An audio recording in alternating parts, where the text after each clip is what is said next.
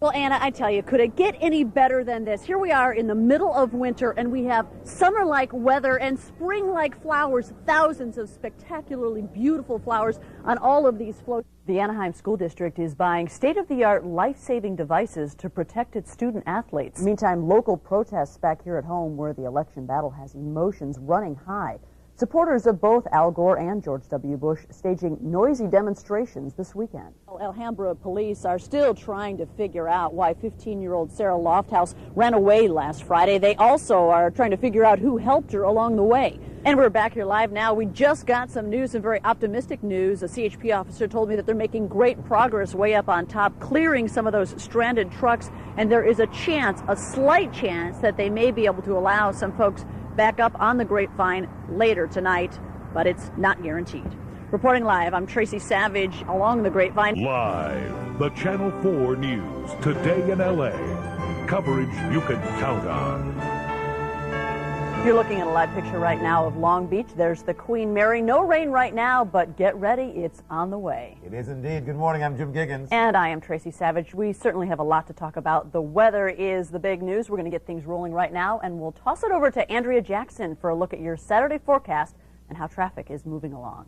We start this half hour with that deadly night about a block from the University of California at Santa Barbara. The CHP has arrested an 18-year-old UCSB student after allegedly hitting 5 people with his car.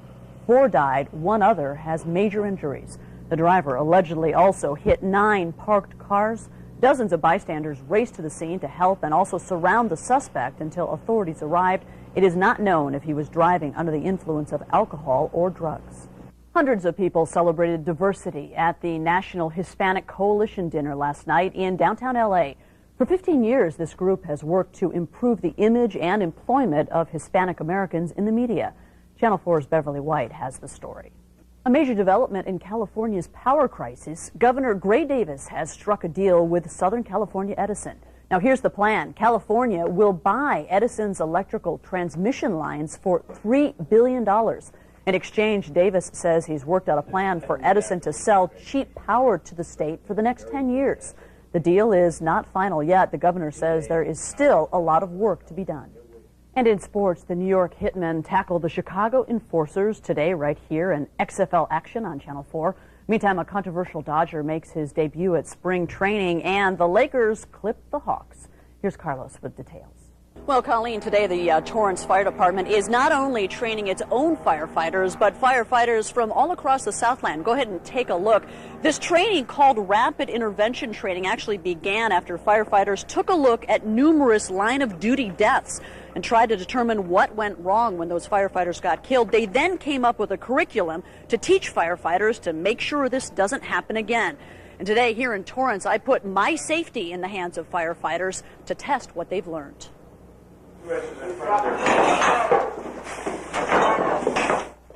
You can hear them all right, 2 firefighters crawling along the ground, but you can barely see them. And that's the point. They're learning how to maneuver through a dark, smoky building, a maze with all kinds of unknown obstacles. So everything is by feel, and discipline, maintaining your breathing, remaining calm, and communicating with your partner.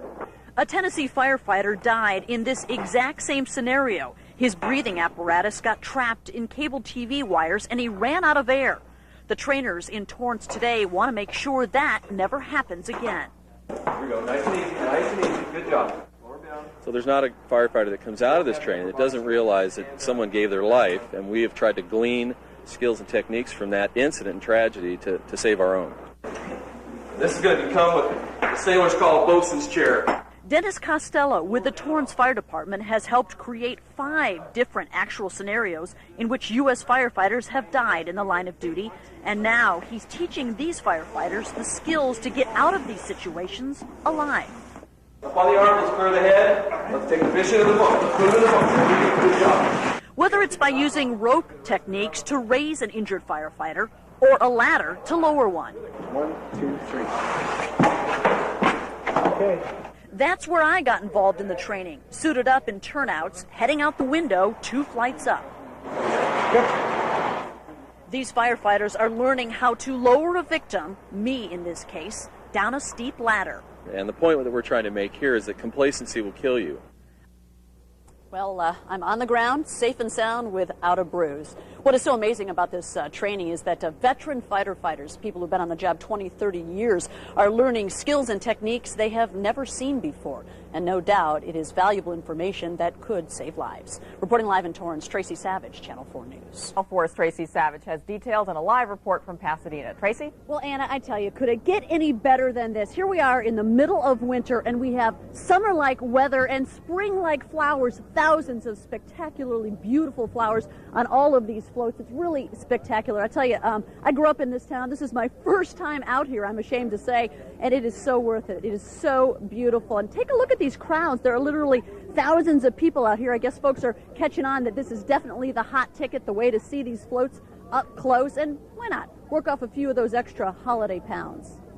Put on your walking shoes, grab your cameras, and take time to stop and smell the roses, and the lilies, and the carnations, and daffodils, and dozens of other incredible flowers.